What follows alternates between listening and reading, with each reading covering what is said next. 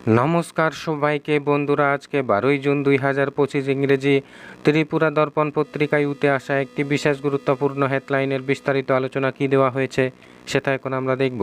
হেডলাইনটির নাম হলো কর্মী নিয়োগে অনিয়ম, অঙ্গনওয়াড়িতে থালা। এখানে বলা হচ্ছে আবারও অঙ্গনওয়াড়ি কেন্দ্রের কর্মী নিয়োগ নিয়ে ক্ষুব্ধ গ্রামবাসী, থালা ঝুলিয়ে দিল অঙ্গনওয়াড়ি কেন্দ্রে। ঘটনা বুধবার সকালে চুরিলাম ব্লকের ছেচুরিমাই গ্রাম পঞ্চায়েতের 4 নং ওয়ার্ড তুলসীপাড়া অঙ্গনওয়াড়ি কেন্দ্রে।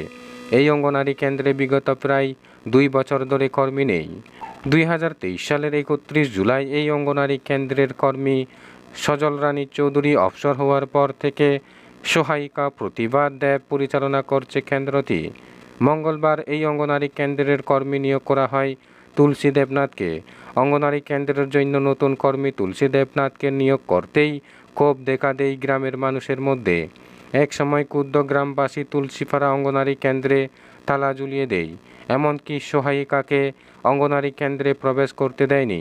তাদের দাবি, এই অঙ্গনওয়াড়ি কেন্দ্রটি ছেচুরিমারাই গ্রাম পঞ্চায়েতের 4 নম্বর ওয়ার্ডে অবস্থিত। তাই এই অঙ্গনওয়াড়ি কেন্দ্রের জন্য কর্মী নিয়োগ করতে হবে 4 নম্বর ওয়ার্ড এলাকা থেকে।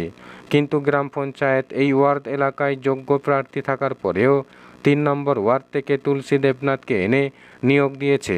এর ফলে ক্ষুব্ধ গ্রামের মানুষ অঙ্গনওয়াড়ি কেন্দ্রে তালা ঝুলিয়ে দিয়েছে।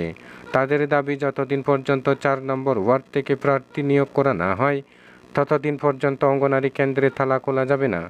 বন্ধুরা, খবর আপাতত এই পর্যন্ত। বন্ধুরা, ভিডিওটি ভালো লাগলে লাইক, শেয়ার, সাবস্ক্রাইব করে আমাদের সঙ্গে থাকুন।